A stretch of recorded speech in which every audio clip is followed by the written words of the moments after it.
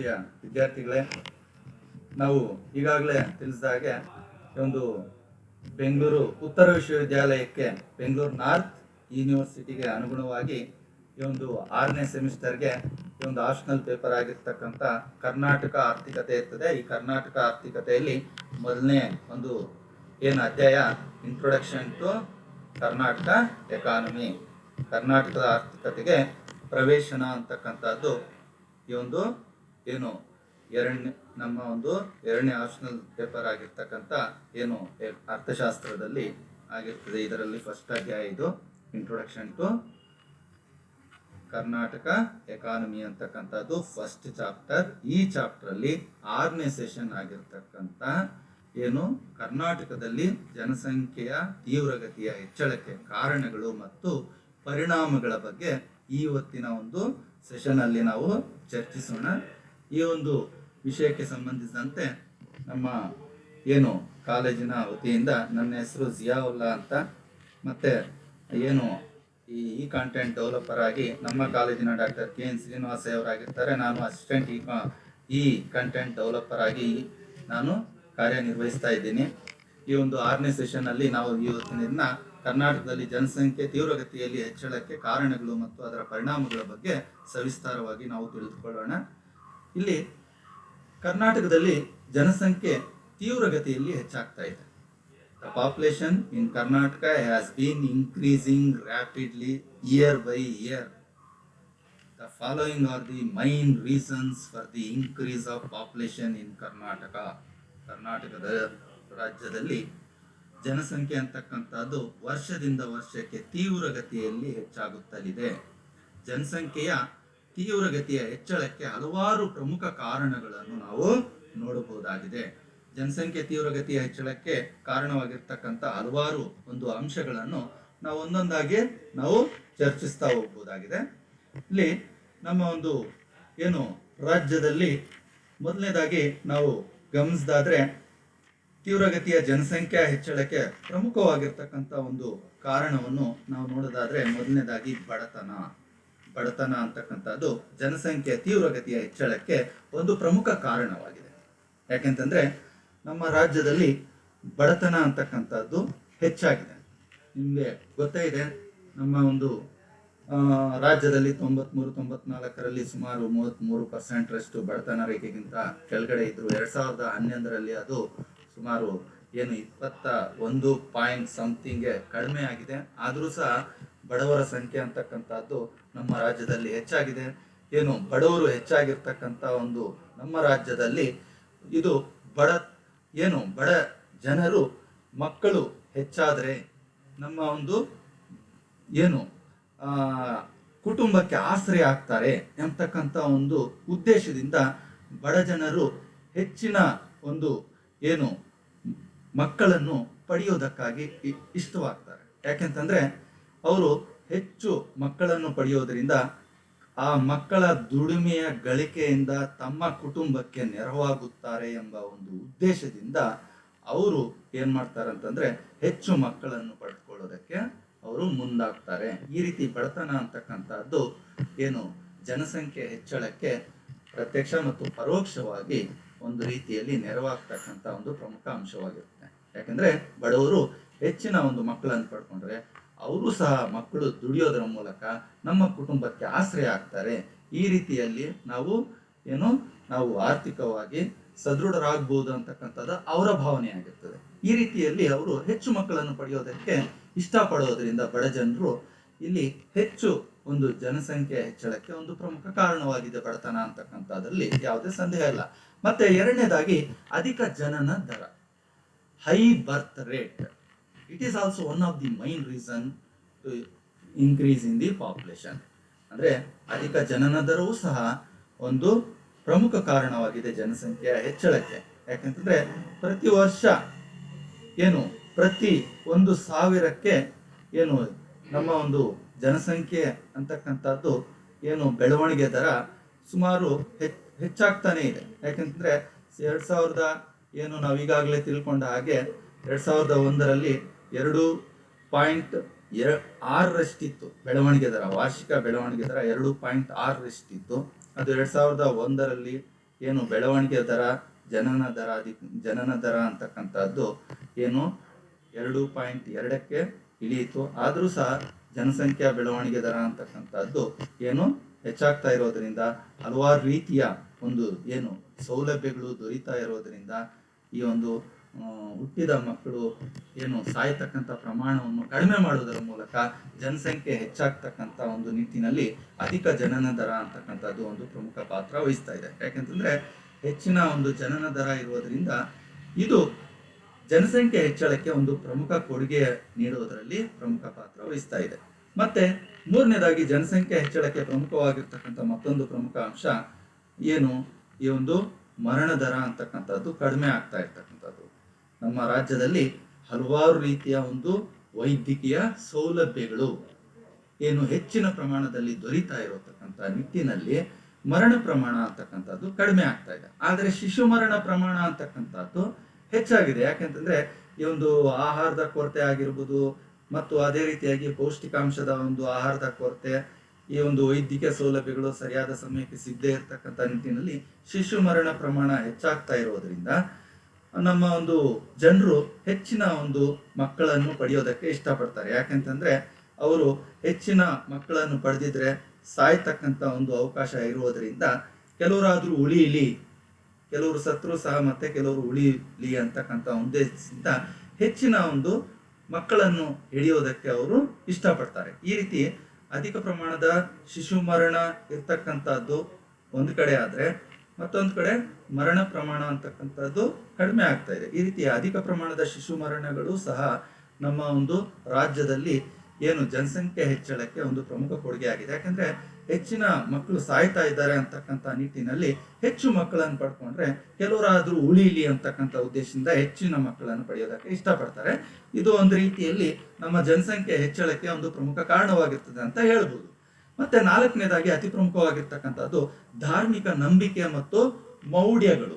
ಧಾರ್ಮಿಕ ನಂಬಿಕೆ ಮತ್ತು ಮೌಢ್ಯಗಳು ಸಹ ನಮ್ಮ ಒಂದು ರಾಜ್ಯದಲ್ಲಿ ಜನಸಂಖ್ಯೆಯ ಬೆಳವಣಿಗೆಗೆ ಒಂದು ಪ್ರಮುಖ ಕಾರಣವಾಗಿದೆ.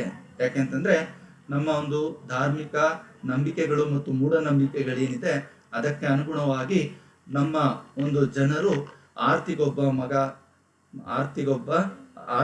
ಮಗಳು ಮತ್ತು ಕೀರ್ತಿಗೊಬ್ಬ ಮಗ, ಆರ್ತಿಗೊಬ್ಬ ಮಗಳು ಮತ್ತು ಕೀರ್ತಿಗೊಬ್ಬ ಮಗ, ಮತ್ತು ಅದೇ ರೀತಿಯಾಗಿ ಒಬ್ಬ ಗಂಡ ಮಗನನ್ನು ಹೆರಲೇಬೇಕು ಅಂತಕ್ಕಂಥ, ಮತ್ತು ಅವನ ಒಂದು ಯಾರು ಒಬ್ಬ ಗಂಡನ ಮಗನನ್ನು ಹೆತ್ತರೆ ಅವರ ಒಂದು ಘನತೆ ಮತ್ತು ಗೌರವ ಹೆಚ್ಚಾಗ್ತದೆ, ಮತ್ತು ತಮ್ಮ ಒಂದು ಮನೆಯ ಒಂದು ಸಂಪ್ರದಾಯಗಳನ್ನು ಅವನು ಮುಂದುವರಿಸ್ಕೊಂಡು ಹೋಗ್ತಾನೆ ಅಂತಕ್ಕಂಥ ಒಂದು ಗೌರವ ಹೆಚ್ಚಾಗ್ತದೆ ಅಂತಕ್ಕಂಥ ಒಂದು ಭಾವನೆಗಳು ಅವರಲ್ಲಿ ಧಾರ್ಮಿಕವಾಗಿ ಏನು ಬಲಾಢ್ಯವಾಗಿ ಮೂಡಿರುವುದರಿಂದ ಈ ಒಂದು ಏನು ನಂಬಿಕೆಗಳು ಮತ್ತು ಮೂಢನಂಬಿಕೆಗಳಿಂದಾಗಿ ಅವರು ಹೆಚ್ಚಿನ ಒಂದು ಮಕ್ಕಳನ್ನು ಪಡೆಯೋದಕ್ಕೆ ಇಷ್ಟಪಡ್ತಾರೆ. ಯಾಕೆಂದರೆ ಆರ್ತಿಗೊಬ್ಬಳು ಮತ್ತು ಕೀರ್ತಿಗೊಬ್ಬ ಮಗ ಅಂತಕ್ಕಂಥ ನಿಟ್ಟಿನಲ್ಲಿ ಅವರು ಒಬ್ಬ ಮಗ ಮತ್ತು ಮಗಳನ್ನು ಪಡೆಯೋದಕ್ಕಂಥ ಒಂದು ನಿಟ್ಟಿನಲ್ಲಿ ಹೆಚ್ಚಿನ ಒಂದು ಸಮಯವನ್ನು ಕಾಯೋದರಿಂದ ಇದು ಹೆಚ್ಚು ಮಕ್ಕಳನ್ನು ಪಡೆಯೋದಕ್ಕೆ ಹೆಚ್ಚಿನ ಅವಕಾಶವನ್ನು ಒದಗಿಸೋದರಿಂದ ಜನಸಂಖ್ಯೆ ತೀವ್ರಗತಿಯ ಹೆಚ್ಚಳಕ್ಕೆ ಇದೊಂದು ಪ್ರಮುಖ ಕಾರಣವಾಗಿರ್ತದೆ. ಮತ್ತೆ ಅದೇ ರೀತಿಯಾಗಿ ಐದನೇದಾಗಿ ನಾವು ನೋಡೋದಾದ್ರೆ ಮತ್ತೊಂದು ಪ್ರಮುಖವಾಗಿರ್ತಕ್ಕಂಥ ಅಂಶ ಚಿಕ್ಕ ವಯಸ್ಸಿನಲ್ಲಿ ವಿವಾಹ, ಚಿಕ್ಕ ವಯಸ್ಸಿನಲ್ಲಿ ಅರ್ಲಿ ಮ್ಯಾರೇಜ್ ಅಂತಕ್ಕಂಥದ್ದು ಸಹ ಈ ಒಂದು ಜನಸಂಖ್ಯೆ ಹೆಚ್ಚಳಕ್ಕೆ ಮತ್ತೊಂದು ಪ್ರಮುಖ ಕಾರಣವಾಗಿದೆ ಅಂತ ಹೇಳ್ಬೋದು. ಯಾಕೆಂತಂದ್ರೆ ಚಿಕ್ಕ ವಯಸ್ಸಿನಲ್ಲಿ ಮದುವೆ ಮಾಡುವುದರಿಂದ ನಮ್ಮ ರಾಜ್ಯದಲ್ಲಿ ಅಥವಾ ನಮ್ಮ ದೇಶದಲ್ಲಿ ಅವರು ಮಕ್ಕಳನ್ನು ಪಡೆಯತಕ್ಕಂಥ ಹೆಚ್ಚಿನ ಒಂದು ಸಮಯ ಮತ್ತು ಅವಧಿಯನ್ನು ಪಡೆದಿರ್ತಾರೆ. ಯಾಕಂದ್ರೆ ಚಿಕ್ಕ ವಯಸ್ಸಿನಲ್ಲಿ ಮದುವೆ ಮಾಡಿಬಿಟ್ರೆ ಅವರು ಮಕ್ಕಳನ್ನು ಹಿಡಿತಕ್ಕಂಥ ಅಥವಾ ಪಡೆಯೋದಕ್ಕೆ ಹೆಚ್ಚು ಅವಧಿಯನ್ನು ಅವರು ಪಡೆದುಕೊಳ್ಳೋದ್ರಿಂದ ಅದು ಹೆಚ್ಚಿನ ಮಕ್ಕಳನ್ನು ಪಡೆಯೋದಕ್ಕೆ ಅವಕಾಶವನ್ನು ಒದಗಿಸೋದರ ಮೂಲಕ ಜನಸಂಖ್ಯೆ ಹೆಚ್ಚಾಗೋದಕ್ಕೆ ಇದೊಂದು ಪ್ರಮುಖ ಕೊಡುಗೆಯಾಗಿ ನೀಡ್ತಾ ಇದೆ. ಮತ್ತೆ ಮತ್ತೊಂದು ಪ್ರಮುಖವಾಗಿರ್ತಕ್ಕಂಥ ಕಾರಣ ಅಂದರೆ ಈ ಒಂದು ನಂಬಿಕೆಗಳು ಮತ್ತು ಮೌಢ್ಯತೆ ಅಂತಕ್ಕಂಥದ್ದು. ಮತ್ತೆ ಈ ಒಂದು ರಿಲಿಜಿಯಸ್ ಬಿಲೀಫ್ಸ್ ಆ್ಯಂಡ್ ಸೂಪರ್ಸಿಷನ್ಸ್ ಅಂತಕ್ಕಂಥದ್ದು ಮತ್ತೊಂದು ಪ್ರಮುಖ ಕಾರಣವಾಗಿದೆ ಈ ಒಂದು ಜನಸಂಖ್ಯೆ ಹೆಚ್ಚಳಕ್ಕೆ. ಮತ್ತೊಂದು ಪ್ರಮುಖವಾಗಿರ್ತಕ್ಕಂಥ ಅಂಶ ಅಂತಂದರೆ ಯೂನಿವರ್ಸಲ್ ಮ್ಯಾರೇಜ್, ಸಾರ್ವತ್ರಿಕ ವಿವಾಹ ಅಂತಕ್ಕಂಥದ್ದು ಸಹ ಜನಸಂಖ್ಯೆ ಹೆಚ್ಚಳಕ್ಕೆ ಮತ್ತೊಂದು ಪ್ರಮುಖ ಕಾರಣವಾಗಿದೆ ಅಂತ ಹೇಳ್ಬೋದು.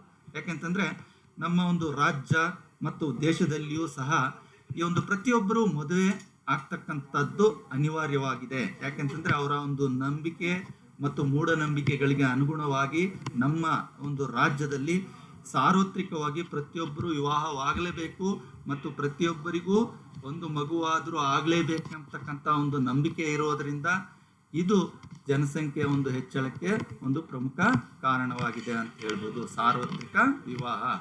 ಮತ್ತೆ ಉಷ್ಣ ಹವಾಮಾನ ಅಂತಕ್ಕಂಥದ್ದು, tropical climate is also one of the important reason for the increase in the population in Karnataka. ಅಂದರೆ ಉಷ್ಣ ಹವಾಗುಣ ನಮ್ಮ ರಾಜ್ಯದಲ್ಲಿ ಹೆಚ್ಚಾಗಿರೋದ್ರಿಂದ ಇದು ಏನು ನಮ್ಮ ಒಂದು ರಾಜ್ಯದಲ್ಲಿ ಬೇಗನೆ ಒಂದು ಪ್ರೌಢಾವಸ್ಥೆಗೆ ಬರೋದಕ್ಕೆ ಒಂದು ಪ್ರಮುಖವಾಗಿರ್ತಕ್ಕಂಥ ಕಾರಣವಾಗಿದೆ. ಯಾಕೆಂದರೆ ಉಷ್ಣ ಒಂದು ಹವಾಗುಣದಿಂದಾಗಿ ಮಕ್ಕಳು ಬಹಳ ಬೇಗನೆ ದೊಡ್ಡವರಾಗ್ತಾರೆ, ಬಹಳ ಬೇಗನೆ ಅವರು ಏನು ವಯಸ್ಸಿಗೆ ಬರುವುದರಿಂದ ಬಹಳ ಒಂದು ಬೇಗನೆ ಅವರನ್ನು ಮದುವೆನೂ ಸಹ ಮಾಡುವುದರಿಂದ ಅವ್ರಿಗೆ ಪ್ರತ್ಯುತ್ಪನ್ನಕಾರಕ ಶಕ್ತಿ ಹೆಚ್ಚಾಗಿರ್ತದೆ. ಅಂದರೆ ಜನಸಂಖ್ಯೆಯನ್ನು ಪಡಿತಕ್ಕಂಥ ಅವಧಿ ಅಂತಕ್ಕಂಥದ್ದು ಹೆಚ್ಚಾಗಿರ್ತದೆ. ಪ್ರತ್ಯುತ್ಪನ್ನಕಾರಕ ಶಕ್ತಿ ಹೆಚ್ಚಾಗಿರುವುದರಿಂದ ಜನಸಂಖ್ಯೆ ಅಂತಕ್ಕಂಥದ್ದು ಹೆಚ್ಚಾಗುವುದಕ್ಕೆ ಇದು ಒಂದು ಪ್ರಮುಖ ಕಾರಣವಾಗಿದೆ ಅಂತ ಹೇಳ್ಬೋದು. ಮತ್ತೆ ಇನ್ನೊಂದು ಪ್ರಮುಖವಾಗಿರ್ತಕ್ಕಂಥ ಕಾರಣ ಜನಸಂಖ್ಯೆ ಹೆಚ್ಚಳಕ್ಕೆ ಅವಿಭಕ್ತ ಕುಟುಂಬ ಪದ್ಧತಿ. Joint family system is also one of the main contribution to increase in the population of Karnataka. ಅಂದರೆ ಅವಿಭಕ್ತ ಕುಟುಂಬ ಪದ್ಧತಿಯು ಸಹ ನಮ್ಮ ರಾಜ್ಯದಲ್ಲಿ ಜನಸಂಖ್ಯೆ ಹೆಚ್ಚಳಕ್ಕೆ ಮತ್ತೊಂದು ಪ್ರಮುಖ ಕಾರಣವಾಗಿದೆ ಅಂತ ಹೇಳ್ಬೋದು. ಯಾಕೆಂತಂದರೆ ಈ ಒಂದು ಅವಿಭಕ್ತ ಕುಟುಂಬದಲ್ಲಿ ಎಷ್ಟೇ ಜನ ಇದ್ದರೂ ಸಹ ಅವ್ರಿಗೆ ಬೇಕಾಗಿರ್ತಕ್ಕಂಥ ಎಲ್ಲ ಸೌಲಭ್ಯಗಳು ಕುಟುಂಬದ ಯಜಮಾನ ಯಾರಿರ್ತಾನೋ ಅವನು ಒದಗಿಸ್ತಾ ಇರ್ತಾನೆ. ಬೇರೆಯವರೆಲ್ಲರೂ ಸಹ ತಮಗೆ ಆ ಒಂದು ಏನು ಜವಾಬ್ದಾರಿ ಇಲ್ಲದೆ ಇರತಕ್ಕಂಥ ಒಂದು ಕಾರಣದಿಂದಾಗಿ ಅವರು ಹೆಚ್ಚಿನ ಒಂದು ಮಕ್ಕಳನ್ನು ಪಡೆದರೆ ಯಾವ ರೀತಿ ಕಷ್ಟವಾಗ್ತದೆ ಅಂತಕ್ಕಂಥ ಅರಿವು ಇಲ್ಲದೆ ಇರೋದರಿಂದ ಈ ಮನೆಯಲ್ಲಿರ್ತಕ್ಕಂಥ ಹೆಚ್ಚಿನ ಜನರು ಏನು ಜಾಯಿಂಟ್ ಫ್ಯಾಮಿಲಿ ಸಿಸ್ಟಮಲ್ಲಿ ಹೆಚ್ಚಿನ ಜನರು ಇರ್ತಾರೆ. ಯಾವುದೋ ಒಬ್ಬ ಒಂದು ಏನು ಒಂದು ಕುಟುಂಬದ ಯಜಮಾನ ಮಾತ್ರ ಎಲ್ಲವನ್ನು ನೋಡ್ಕೊಳ್ತಾ ಇರ್ತಾನೆ. ಬೇರೆಯವರು ಹೆಚ್ಚಿನ ಮಕ್ಕಳನ್ನು ಪಡೆಯೋದಕ್ಕೆ ಮುಂದಾಗ್ತಾರೆ. ಅವ್ರಿಗೆ ಕಷ್ಟ ಮತ್ತು ನೋವು ಅಂತಕ್ಕಂಥದ್ದು ಗೊತ್ತಿರೋದಿಲ್ಲ. ಆದ್ದರಿಂದ ಹೆಚ್ಚಿನ ಮಕ್ಕಳನ್ನು ಪಡೆಯೋದಕ್ಕೆ ಅವಿಭಕ್ತ ಕುಟುಂಬ ಪದ್ಧತಿ ಅಂತಕ್ಕಂಥದ್ದು ಸಹ ಒಂದು ಪ್ರಮುಖ ಕಾರಣವಾಗಿರ್ತದೆ. ಮತ್ತು ಜನನ ನಿಯಂತ್ರಣದ ಬಗೆಗೆ ಜ್ಞಾನದ ಕೊರತೆ ಇರ್ತಕ್ಕಂಥದ್ದು ಸಹ ಈ ಒಂದು ಜನಸಂಖ್ಯೆಯ ಬೆಳವಣಿಗೆಗೆ ಒಂದು ಪ್ರಮುಖ ಕಾರಣ. Lack of knowledge about birth control. Lack of knowledge about birth control is also one of the main reason for the increase in the population of Karnataka. ಅಂದರೆ ಜನನ ನಿಯಂತ್ರಣದ ಬಗೆಗೆ ನಮ್ಮ ರಾಜ್ಯದ ಜನರಲ್ಲಿ ಹೆಚ್ಚಿನ ಜನರಿಗೆ ಜ್ಞಾನದ ಒಂದು ಕೊರತೆ ಇದೆ. ಜನನ ನಿಯಂತ್ರಣದ ಬಗೆಗೆ ಕುಟುಂಬ ಯೋಜನಾ ಕ್ರಮಗಳು ಮುಂತಾದ ಕ್ರಮಗಳ ಬಗ್ಗೆ ಚೆನ್ನಾಗಿ ನಮ್ಮ ಜನರಲ್ಲಿ ಗೊತ್ತಿದ್ದರೆ ಹೆಚ್ಚಿನ ಜನರನ್ನು ಪಡೆದುಕೊಳ್ಳೋದಕ್ಕೆ ಅವರು ಇಷ್ಟಪಡೋದಿಲ್ಲ. ಆದರೆ ನಮ್ಮ ಒಂದು ರಾಜ್ಯದಲ್ಲಿ ಈ ಜನನ ನಿಯಂತ್ರಣದ ಬಗೆಗೆ ಒಂದು ಅರಿವಿನ ಕೊರತೆ ಇದೆ. ಆ ಅರಿವಿನ ಕೊರತೆ ಇರೋದರಿಂದ ಅವರು ಜನನವನ್ನು ಯಾವ ರೀತಿ ನಿಯಂತ್ರಣ ಮಾಡಬೇಕು ಅಂತಕ್ಕಂಥದ್ದೊಂದು ಜ್ಞಾನ ಮತ್ತು ಅರಿವಿನ ಕೊರತೆ ಇರೋದರಿಂದ ಹೆಚ್ಚಿನ ಮಕ್ಕಳಾಗುವುದರ ಮೂಲಕ ಜನಸಂಖ್ಯೆ ನಮ್ಮ ರಾಜ್ಯದಲ್ಲಿ ಹೆಚ್ಚಾಗುವುದಕ್ಕೆ ಇದು ಒಂದು ಪ್ರಮುಖ ಒಂದು ಕೊಡುಗೆಯಾಗಿದೆ ಅಂತಕ್ಕಂಥದ್ರಲ್ಲಿ ಯಾವುದೇ ಸಂದೇಹ ಇರುವುದಿಲ್ಲ. ಮತ್ತು ಇಷ್ಟು ನಾವು ಇದುವರೆಗೂ ಈ ಒಂದು ಜನಸಂಖ್ಯೆ ಹೆಚ್ಚಳಕ್ಕೆ ಕಾರಣವಾಗಿರ್ತಕ್ಕಂಥ ಪ್ರಮುಖ ಅಂಶಗಳನ್ನು ಚರ್ಚೆ ಮಾಡ್ತೀವಿ. ಈಗ ಜನಸಂಖ್ಯೆಯ ಒಂದು ಹೆಚ್ಚಳದಿಂದ ಆಗ್ತಕ್ಕಂಥ ದುಷ್ಪರಿಣಾಮಗಳು ಏನು ಎಂಬತಕ್ಕಂಥದ್ದು ಸಹ ನಾವು ನೋಡ್ಬೋದು. Evil effects of increase in population, ಯಾವ ರೀತಿ ಈ ಒಂದು ಜನಸಂಖ್ಯೆ ಹೆಚ್ಚಳದಿಂದ ದುಷ್ಪರಿಣಾಮಗಳು ಉಂಟಾಗ್ತದೆ ಅಂತಕ್ಕಂಥದ್ದು ನಾವು ಒನ್ ಬೈ ಒಂದು ನಾವು ಚರ್ಚಿಸಬಹುದು. One by one we can discuss in the following way. What are the evil effects of increase in population? First one is the unemployment. ನಿರುದ್ಯೋಗ ಅಂತಕ್ಕಂಥದ್ದು ನಮ್ಮ ಒಂದು ರಾಜ್ಯದಲ್ಲಿ ಕಾಡ್ತಾ ಇರತಕ್ಕಂಥ ಒಂದು ಪ್ರಮುಖ ಅಂಶವಾಗಿದೆ. ಇದು ಜನಸಂಖ್ಯೆ ತೀವ್ರಗತಿಯ ಹೆಚ್ಚಳದ ಒಂದು ಪರಿಣಾಮವಾಗಿದೆ. ಯಾಕೆಂತಂದರೆ ರಾಜ್ಯದಲ್ಲಿ ತೀವ್ರವಾಗಿ ಹೆಚ್ಚಾಗ್ತಾ ಇರತಕ್ಕಂಥ ನಿರುದ್ಯೋಗಿಗಳ ಸಂಖ್ಯೆ ಇದು ಜನಸಂಖ್ಯೆ ಹೆಚ್ಚಳದ ಒಂದು ಪರಿಣಾಮವಾಗಿದೆ. ಯಾಕೆಂತಂದರೆ ನಮ್ಮ ಜನಸಂಖ್ಯೆಯ ಏರಿಕೆಗೆ ಅನುಗುಣವಾಗಿ ಉತ್ಪಾದನಾ ಚಟುವಟಿಕೆಗಳು ವಿಸ್ತರಣೆಯಾಗದೇ ಇರುವುದರ ಪ್ರಯುಕ್ತ ಯಾವಾಗ ಜನಸಂಖ್ಯೆ ಹೆಚ್ಚಾಗ್ತಾ ಇದೆಯೋ ಅದಕ್ಕೆ ಅನುಗುಣವಾಗಿ ಈ ಒಂದು ಉತ್ಪಾದನಾ ಚಟುವಟಿಕೆಗಳು ಹೆಚ್ಚಾಗಬೇಕು. ಆದರೆ ಆ ಒಂದು ಉತ್ಪಾದನಾ ಚಟುವಟಿಕೆಗಳು ವಿವಿಧ ವಲಯಗಳಲ್ಲಿ ಹೆಚ್ಚಾಗದೇ ಇರುವುದರ ಪ್ರಯುಕ್ತ ನಮ್ಮ ರಾಜ್ಯದಲ್ಲಿ ಏನು ಜನಸಂಖ್ಯೆ ಹೆಚ್ಚಾಗ್ತಾ ಇದ್ದು ಇದು ನಿರುದ್ಯೋಗಕ್ಕೆ ಒಂದು ಪ್ರಮುಖ ಕಾರಣ ಆಗ್ತಾ ಇದೆ. ಮತ್ತೊಂದು ದುಷ್ಪರಿಣಾಮವೆಂದರೆ ಸ್ಕೇರ್ಸಿಟಿ ಆಫ್ ಫುಡ್ ಪ್ರಾಬ್ಲಮ್, ಆಹಾರದ ಒಂದು ಕೊರತೆ ಅಥವಾ ಆಹಾರದ ಸಮಸ್ಯೆ ಅಂತಕ್ಕಂಥದ್ದು ಸಹ ನಮ್ಮ ರಾಜ್ಯದಲ್ಲಿ ಕಾಡುತ್ತಿರುವ ಮತ್ತೊಂದು ಸಮಸ್ಯೆ ಅಂತಂದರೆ ಇದು ಜನಸಂಖ್ಯೆಯ ಒಂದು ಹೆಚ್ಚಳದ ಪರಿಣಾಮವಾಗಿದೆ. ರಾಜ್ಯದಲ್ಲಿ ಜನಸಂಖ್ಯೆ ತೀವ್ರಗತಿಯಲ್ಲಿ ಹೆಚ್ಚಾಗ್ತಾ ಇದೆ. ಆ ಹೆಚ್ಚಾಗುತ್ತಿರುವ ಜನಸಂಖ್ಯೆ ಆಹಾರದ ಸಮಸ್ಯೆಯನ್ನು ತಂದೊಡ್ಡುತ್ತಿದೆ. ಯಾಕಂತಂದರೆ ನಾವೀಗಾಗಲೇ ಚರ್ಚೆ ಮಾಡಿದ ಹಾಗೆ ಏನು 2011ರಲ್ಲಿ 6.1 ಕೋಟಿ ಇತ್ತು ನಮ್ಮ ರಾಜ್ಯದ ಜನಸಂಖ್ಯೆ. 2021ರಲ್ಲಿ ಅದು 6.8 ಕೋಟಿಗೆ ಹೆಚ್ಚಾಗಿದೆ. ಅಂತಂದರೆ ಏನು ನಮ್ಮ ರಾಜ್ಯದಲ್ಲಿ ಏನು 2011ರಿಂದ 2021ರವರೆಗೆ 10 ವರ್ಷಗಳಲ್ಲಿ 70 ಲಕ್ಷ ಜನಸಂಖ್ಯೆ ಹೆಚ್ಚಾಗಿದೆ. ಈ ಹೆಚ್ಚಾಗಿರ್ತಕ್ಕಂಥ ಹೆಚ್ಚುವರಿ ಜನಸಂಖ್ಯೆಗೆ ಆಹಾರದ ಒಂದು ಸಮಸ್ಯೆ ಅಂತಕ್ಕಂಥದ್ದು ಉಂಟಾಗ್ತದೆ. ಈಗಾಗಲೇ ಇರ್ತಕ್ಕಂಥ ಜನಸಂಖ್ಯೆಗೆ ನಾವು ಆಹಾರವನ್ನು ಪೂರೈಕೆ ಮಾಡೋದಕ್ಕೆ ಸಾಧ್ಯವಾಗ್ತಾ ಇಲ್ಲ. ಇನ್ನು ಹೆಚ್ಚುವರಿಯಾಗಿ ಏರುತ್ತಿರುವ ಜನಸಂಖ್ಯೆಗೆ ನಾವು ಆಹಾರವನ್ನು ಪೂರೈಸತಕ್ಕಂಥ ಒಂದು ಸಮಸ್ಯೆ ಉಂಟಾಗ್ತಾ ಇದೆ. ಯಾಕೆಂತಂದರೆ ಈ ಒಂದು ಬರಗಾಲ ಮುಂತಾದ ಒಂದು ಏನಾದರೂ ಬೇರೆ ತೀವ್ರತರವಾಗಿರ್ತಕ್ಕಂಥ ಒಂದು ಅನಿರೀಕ್ಷಿತವಾಗಿರ್ತಕ್ಕಂಥ ಬರಗಾಲ ಮುಂತಾದವುಗಳು ಬಂದರೆ ಈ ಒಂದು ಆಹಾರದ ಸಮಸ್ಯೆ ಮತ್ತಷ್ಟು ಹೆಚ್ಚಾಗ್ತಕ್ಕಂಥ ಒಂದು ಭಯ ಕಾಡ್ತಾ ಇದೆ. ಈ ರೀತಿ ಆಹಾರದ ಒಂದು ಸಮಸ್ಯೆಗೆ ಹೆಚ್ಚಾಗುತ್ತಿರುವ ಒಂದು ಜನಸಂಖ್ಯೆ ಒಂದು ಪ್ರಮುಖ ಕಾರಣ ಅಂತ ಹೇಳ್ಬೋದು. ಮತ್ತೊಂದು ಅತ್ಯಂತ ಪ್ರಮುಖವಾಗಿರ್ತಕ್ಕಂಥ ಒಂದು ದುಷ್ಪರಿಣಾಮವೆಂದರೆ ಪಾವರ್ಟಿ, ಬಡತನ ಅಂತಕ್ಕಂಥದ್ದು ನಮ್ಮ ರಾಜ್ಯದಲ್ಲಿ ಹೆಚ್ಚಾಗುವುದಕ್ಕೆ ತೀವ್ರಗತಿಯಲ್ಲಿ ಏರುತ್ತಿರುವ ಜನಸಂಖ್ಯೆಯ ಒಂದು ಪ್ರಮುಖ ಕಾರಣವಾಗಿದೆ. ಬಡತನ ಅಂತಕ್ಕಂಥದ್ದು ನಮ್ಮ ರಾಜ್ಯದಲ್ಲಿ ಈಗಾಗಲೇ ನಾವು ಚರ್ಚೆ ಮಾಡಿದ ಹಾಗೆ 1993-94ರಲ್ಲಿ ಸುಮಾರು 33% ಬಡತನ ರೇಖೆಗಿಂತ ಕೆಳಗಡೆ ಇದ್ರು. ಅದು 2011ರಲ್ಲಿ ಸುಮಾರು ಅದು 21%ಗೆ ಇಳಿದಿದೆ. ಆದರೂ ಸಹ ನಮ್ಮ ಭಾರತ ದೇಶದಂತೆಯೇ ರಾಜ್ಯದಲ್ಲಿಯೂ ಸಹ ಈ ಬಡತನ ಅಂತಕ್ಕಂಥದ್ದು ಇನ್ನೂ ಹೆಚ್ಚಾಗ್ತಾ ಇದೆ. ಯಾಕೆಂದರೆ ಅದು ಪರ್ಸೆಂಟೇಜ್ ವಾರು ಕಡಿಮೆ ಆದರೂ ಸಹ ಅದು ಗಾತ್ರದಲ್ಲಿ ಬಡವರ ಸಂಖ್ಯೆ ಹೆಚ್ಚಾಗುವುದಕ್ಕೆ ನಮ್ಮ ತೀವ್ರಗತಿಯಲ್ಲಿ ಏರುತ್ತಿರುವ ಜನಸಂಖ್ಯೆ ಒಂದು ಪ್ರಮುಖ ಕಾರಣ ಆಗ್ತಾ ಇದೆ. ಯಾಕೆಂದರೆ ಪರ್ಸೆಂಟೇಜ್ ವಾರು BPL ರೇಖೆಗಿಂತ ಕಡಿಮೆ ಇರೋರು ಅದು 2011ರಲ್ಲಿ ಅದು 2.21% ಇರ್ಬೋದು, 21% ಇರ್ಬೋದು ಬಡತನ ರೇಖೆಗಿಂತ ಕೆಳಗಡೆ ಇರ್ತಕ್ಕಂಥವ್ರು. ಆದರೆ ಗಾತ್ರದಲ್ಲಿ ಜನಸಂಖ್ಯೆ ಏನು ಹೆಚ್ಚಾಗ್ತಾ ಇರ್ತಕ್ಕಂಥ ನಿಟ್ಟಿನಲ್ಲಿಯೇ ಈ ಒಂದು ಬಡತನದ ಸಂಖ್ಯೆಯು ಗಾತ್ರದಲ್ಲಿ ಹೆಚ್ಚಾಗ್ತಾ ಇದೆ. ಈ ರೀತಿ ಬಡತನದ ಹೆಚ್ಚಳಕ್ಕೆ ತೀವ್ರಗತಿಯಲ್ಲಿ ಏರುತ್ತಿರುವ ಜನಸಂಖ್ಯೆ ಒಂದು ಪ್ರಮುಖ ಒಂದು ಕಾರಣ ಅಂತ ಹೇಳ್ಬೋದು. ಮತ್ತೆ ರೈಸ್ ಇನ್ ಸೋಷಿಯಲ್ ಎಕ್ಸ್ಪೆಂಡಿಚರ್, ಸಾಮಾಜಿಕ ವೆಚ್ಚದಲ್ಲಿ ಹೆಚ್ಚಳವಾಗುವುದಕ್ಕೆ ಜನಸಂಖ್ಯೆಯ ಒಂದು ತೀವ್ರಗತಿಯ ಏರಿಕೆ ಒಂದು ಪ್ರಮುಖ ಕಾರಣವಾಗಿದೆ. ಇದು ಒಂದು ದುಷ್ಪರಿಣಾಮ ಅಂತಾನೆ ಹೇಳ್ಬೋದು. ಒಂದು ಸಾಮಾಜಿಕ ವೆಚ್ಚದಲ್ಲಿ ಯಾಕೆಂತಂದರೆ ಹೆಚ್ಚಾಗುತ್ತಿರುವ ಜನಸಂಖ್ಯೆಗೆ ಅನುಗುಣವಾಗಿ ಅವ್ರಿಗೆ ಬೇಕಾಗಿರ್ತಕ್ಕಂಥ ಶಿಕ್ಷಣ, ವಸತಿ, ಕುಡಿಯುವ ನೀರು, ಆರೋಗ್ಯ ಸೌಲಭ್ಯಗಳು, ಸಾರಿಗೆ, ಸಂಪರ್ಕ ಮುಂತಾದ ಎಲ್ಲ ಸೌಲಭ್ಯಗಳನ್ನು ಹೆಚ್ಚು ಪ್ರಮಾಣದಲ್ಲಿ ಒದಗಿಸಬೇಕಾಗ್ತದೆ. ಯಾಕೆಂದರೆ ಜನಸಂಖ್ಯೆ ಯಾವ ರೀತಿ ಹೆಚ್ಚಾಗ್ತಾರೋ ಅವ್ರಿಗೆ ಬೇಕಾಗಿರ್ತಕ್ಕಂಥ ಮೂಲ ಸೌಲಭ್ಯಗಳನ್ನು ಒದಗಿಸುವುದಕ್ಕಾಗಿ ಈ ಒಂದು ಹೆಚ್ಚು ವೆಚ್ಚ ಮಾಡಬೇಕಾಗಿದೆ. ಈ ರೀತಿ ನಮ್ಮ ಒಂದು ಸರ್ಕಾರಗಳು ಮಾಡಬೇಕಾಗಿರ್ತಕ್ಕಂಥ ಸಾಮಾಜಿಕ ವೆಚ್ಚದಲ್ಲಿ ಹೆಚ್ಚಳವಾಗುವುದಕ್ಕೆ ಜನಸಂಖ್ಯೆ ಏರಿಕೆ ಒಂದು ಪ್ರಮುಖ ಕಾರಣ ಅಂತ ಹೇಳ್ಬೋದು. ಮತ್ತೊಂದು ಪ್ರಮುಖವಾಗಿರ್ತಕ್ಕಂಥ ದುಷ್ಪರಿಣಾಮ ಏನಂತಂತಂದರೆ ಕೃಷಿಯ ಮೇಲೆ ಅಧಿಕ ಒತ್ತಡ. ಜನಸಂಖ್ಯೆ ತೀವ್ರಗತಿಯಲ್ಲಿ ಹೆಚ್ಚಾಗುತ್ತಿದ್ದು ಏನು ಹೆವಿ ಪ್ರೆಷರ್ ಆನ್ ಅಗ್ರಿಕಲ್ಚರ್ ಅಂತಕ್ಕಂಥದ್ದು ಒಂದು ಸಮಸ್ಯೆಯನ್ನು ಸೃಷ್ಟಿ ಮಾಡ್ತಾ ಇದೆ. ಯಾಕೆಂದರೆ ತೀವ್ರಗತಿಯಲ್ಲಿ ಹೆಚ್ಚಾಗ್ತಾ ಇರ್ತಕ್ಕಂಥ ಜನಸಂಖ್ಯೆಯಿಂದಾಗಿ ಈಗಾಗಲೇ ಕೃಷಿಯ ಮೇಲೆ ಅಧಿಕ ಒತ್ತಡ ಇದೆ.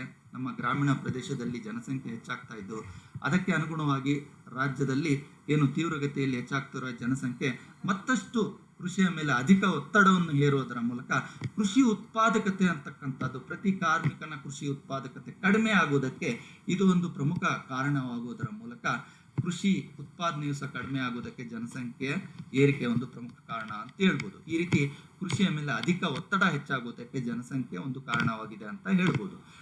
ಮತ್ತೆ ಮತ್ತೊಂದು ಪ್ರಮುಖವಾಗಿರ್ತಕ್ಕಂಥ ಅಂಶ ಅಂತಂದ್ರೆ ಸಾಮಾಜಿಕ ಅಶಾಂತಿ. Social unrest is also one of the evil effects of increase in population. ಯಾಕಂತಂದ್ರೆ ಸಾಮಾಜಿಕ ಅಶಾಂತಿಯನ್ನು ಹೆಚ್ಚಾಗುವುದಕ್ಕೆ ನಮ್ಮ ತೀವ್ರಗತಿಯಲ್ಲಿ ಏರುತ್ತಿರುವ ಜನಸಂಖ್ಯೆ ಒಂದು ಪ್ರಮುಖ ಕಾರಣ ಅಂತ ಹೇಳ್ಬೋದು. ನಮ್ಮ ಒಂದು ಏರುತ್ತಿರುವ ಜನಸಂಖ್ಯೆಯಿಂದಾಗಿ ಅವ್ರಿಗೆ ಬೇಕಾಗಿರ್ತಕ್ಕಂಥ ಒಂದು ಏನು ಸೌಲಭ್ಯಗಳನ್ನು ಪಡೆದುಕೊಳ್ಳೋದಕ್ಕೆ ಅವರು ಎಂಥ ರೀತಿಯ ಕೃತ್ಯಗಳನ್ನು ಮಾಡೋದಕ್ಕೂ ಹಿಂಜರಿಯೋದಿಲ್ಲ.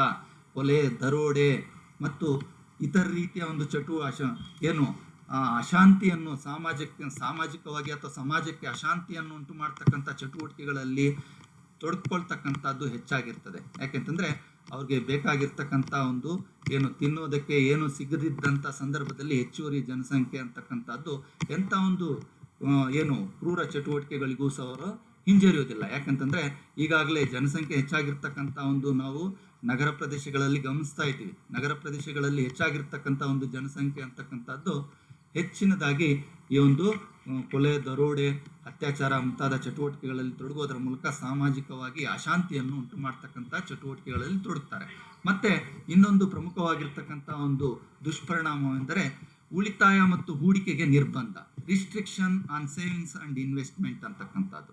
ಅಂದರೆ ನಮ್ಮ ರಾಜ್ಯದಲ್ಲಿ ಹೆಚ್ಚಾಗುತ್ತಿರುವ ಜನಸಂಖ್ಯೆಯಿಂದಾಗಿ ಉಳಿತಾಯ ಮತ್ತು ಹೂಡಿಕೆಗೆ ನಿರ್ಬಂಧವನ್ನು ಒಡ್ಡುತ್ತಿವೆ. ಯಾಕೆಂತಂದರೆ ಈ ಹೇರುತ್ತಿರುವ ಜನಸಂಖ್ಯೆಗೆ ಬೇಕಾಗಿರ್ತಕ್ಕಂಥ ಎಲ್ಲ ಸೌಲಭ್ಯಗಳನ್ನು ಒದಗಿಸುವುದಕ್ಕಾಗಿ ಮತ್ತು ಜನರಿಗೆ ಬರ್ತಕ್ಕಂಥ ಆದಾಯವನ್ನು ಅವರು ತಿನ್ನೋದಕ್ಕೆ ಸಾಕಾಗದೇ ಇರೋದರಿಂದ ಅವರು ಯಾವುದೇ ರೀತಿಯ ಸೇವಿಂಗ್ಸ್ ಮಾಡೋದಕ್ಕೆ ಮತ್ತು ಯಾವುದೇ ರೀತಿ ಇನ್ವೆಸ್ಟ್ಮೆಂಟ್ ಮಾಡೋದಕ್ಕೆ ಅವ್ರಿಗೆ ಸಾಧ್ಯ ಆಗ್ತಾ ಇಲ್ಲ. ಈ ರೀತಿ ಉಳಿತಾಯ ಮತ್ತು ಹೂಡಿಕೆ ಅಂತಕ್ಕಂಥದ್ದು ಕಡಿಮೆಯಾಗಿ ಇದು ಉತ್ಪಾದನಾ ಚಟುವಟಿಕೆಗಳಿಗೆ ನಿರ್ಬಂಧವನ್ನು ವಿಧಿಸುವುದರಲ್ಲಿ ಇದು ಪ್ರಮುಖ ಪಾತ್ರ ವಹಿಸ್ತಾ ಇದೆ. ಈ ರೀತಿ ಏರುತ್ತಿರುವ ಜನಸಂಖ್ಯೆ ಅಂತಕ್ಕಂಥದ್ದು ಹಲವಾರು ರೀತಿಯ ದುಷ್ಪರಿಣಾಮಗಳನ್ನು ಉಂಟು ಮಾಡ್ತಾ ಇದೆ ಅಂತಕ್ಕಂಥದ್ದನ್ನು ನಾವು ಇದುವರೆಗೂ ಸಹ ನಾವು ತಿಳ್ಕೊಂಡಿದ್ದೀವಿ. ಇಷ್ಟು ಜನಸಂಖ್ಯೆಯ ಏರಿಕೆಗೆ ಕಾರಣಗಳು ಮತ್ತು ದುಷ್ಪರಿಣಾಮಗಳಾಗಿರುತ್ತವೆ. Thank you.